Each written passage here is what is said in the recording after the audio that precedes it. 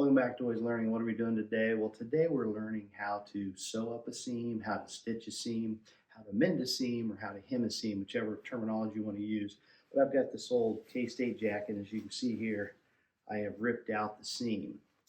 And so I'm going to show you in this video how to stitch it up, hem it up, mend it up, or just sew it. And you're probably thinking, well, what do I need to learn how to sew for? Nobody sews. Well, if you can't find anybody over 40, you're probably not going to find anybody that really knows how to sew or do a seam anymore. People just don't know how to do it. They somehow lost that transferable skill from that their parents or the pioneers had. So you're probably thinking, well, what do I need to learn it for? Well, let's just hypothetically say you're a 53-year-old man and you're getting ready for your daughter's wedding and you're the only one in the house. And you bend over to tie your shoes and you split out the seam in the butt of your pants. What are you going to do?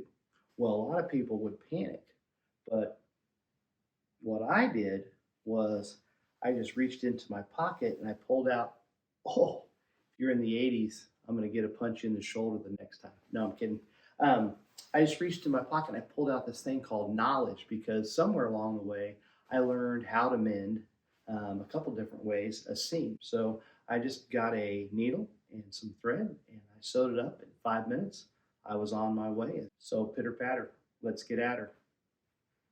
Okay, here's a little pro tip. If you go to a nice hotel, this is the Ritz-Carlton, or a lot of hotels, just ask them if they have any thread kits that you can sew up a button on, and they're free. So sometimes they'll have them in the room. Sometimes you have to ask the maid or the front desk for them. But if you get one, just take it.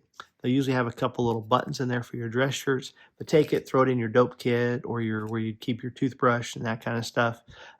If you have this kit and you have just like a little pair of fingernail clippers, you don't even need a pair of scissors. You actually have everything you need to sew on a button or to sew up if you rip your pants or your suit. Maybe you're flying to a wedding and you've only brought one dress shirt and you've only brought one pair of pants, and so it's kind of a must that you get those right. So if you pop up a button or rip a tear a seam in your pants with this little kit in your pack, you're ready to go. You don't have to worry about finding somewhere to get it or finding somebody that can sew it up because you know how. So anyway, little pro tip. All right, just so you can see it easier, I'm going to take this white shirt and I am simply going to, it's an old white shirt, I am simply just going to cut a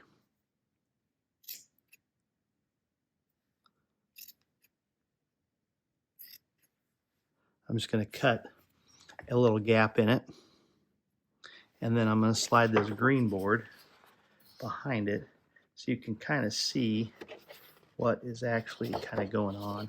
And I'm going to use black thread and try to make it as easy as possible for you to kind of see what is going on. So you can see here I've got the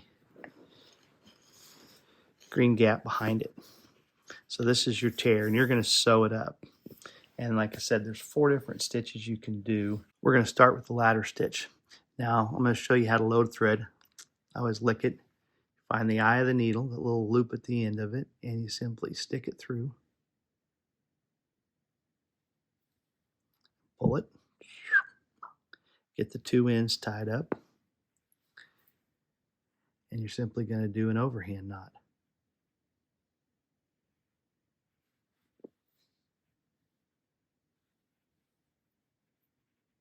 And I would just go through twice.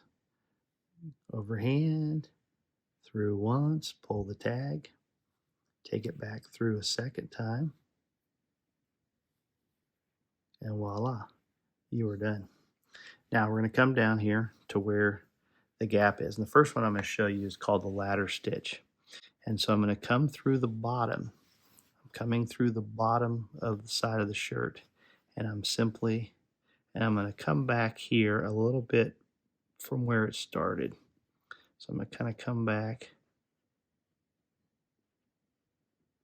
Okay. And I'm going to pull that through.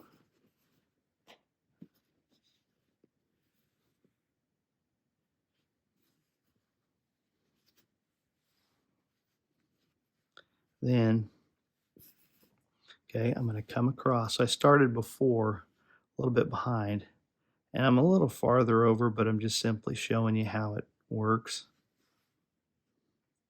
Okay, and then I'm going to come over to the other side, and I'm going to come like a ladder. This rung, I'm going to build a rung. This rung is here.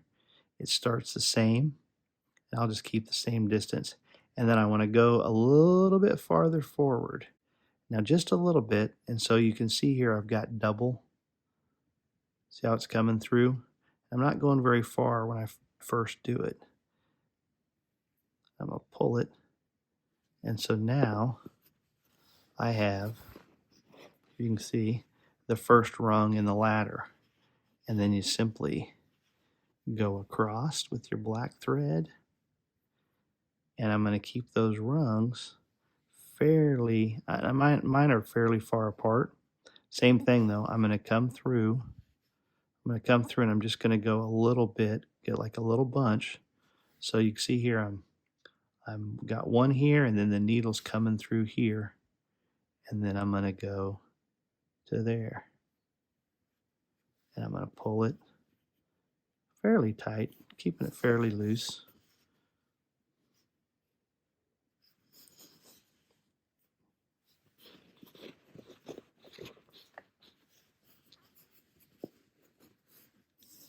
Like I said, this is mimicking a seam.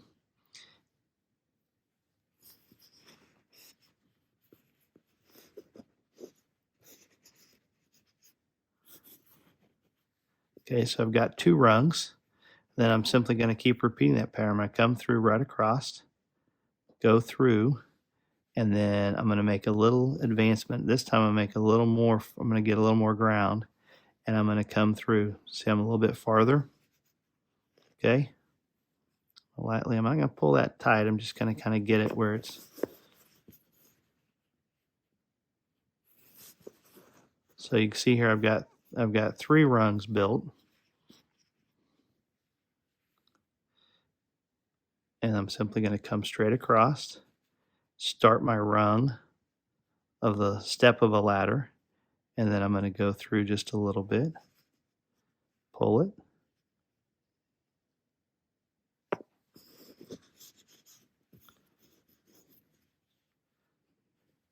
and you're simply going to keep repeating that pattern,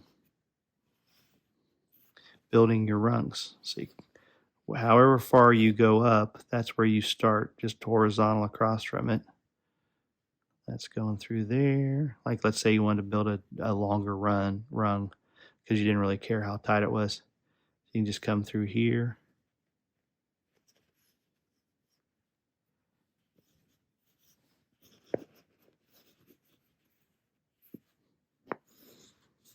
And if it gets too tight, you can simply kind of loosen them a little bit. But then eventually you're going to, once you get them to where you're at, you're going to start pulling that. I'm just kind of showing you what the process looks like. And then you're going to come across. See, I started here. So I want to come across to here and start there. Just depends on how far you want your rungs to go. And then come through.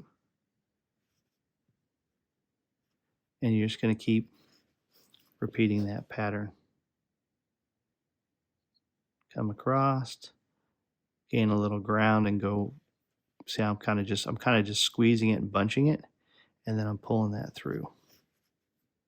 And this is the ladder stitch.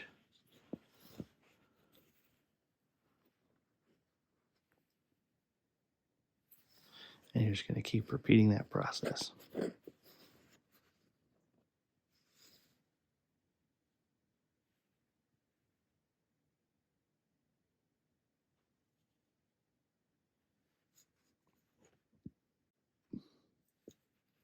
Pulled that a little tight. And this works great for like sewing up pillows. Like if you've got to work a stitch from the outside, you can't work from the back side. This is kind of where the ladder stitch is a good one. This is a little harder because a seam is doubled. And so a seam would be easier to sew, but it's just kind of, it's a little thicker there too. And so it's come through, make the advance forward with a little bit of bunch, a little bit.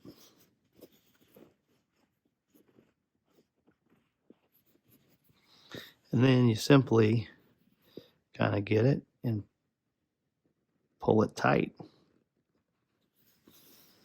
And there you can see how the seam has kind of disappeared. I got a little bunch here because I got it a little too wide when I started, but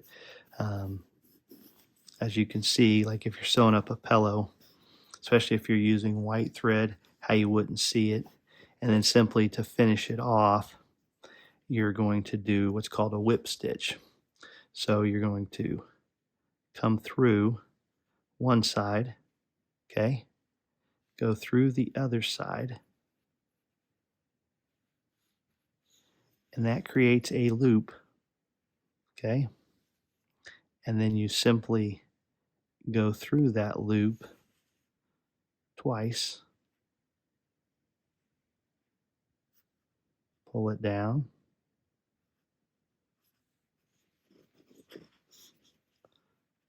pull that stitch down, and then come back through somewhere. Doesn't really matter where. And when you come back through there, okay, you're going to see that stitch a little bit, and then you're simply going to cut that tag end off, and then move your fabric enough where that tag falls in behind it. So anyway, and you can finish it off different ways. You can come through. You can come through instead of doing a whip finish when you pull it through the end. You pull it through the end like this. You can also just come through and do that whip finish on one side where you basically just pull it through, and then you just basically come through twice with your needle and do kind of the same thing and just pull that knot down against it. But a lot of different ways to finish off your thread. I just usually do the whip finish. There's a little bit of tag there, and you can cut that off as it will hold.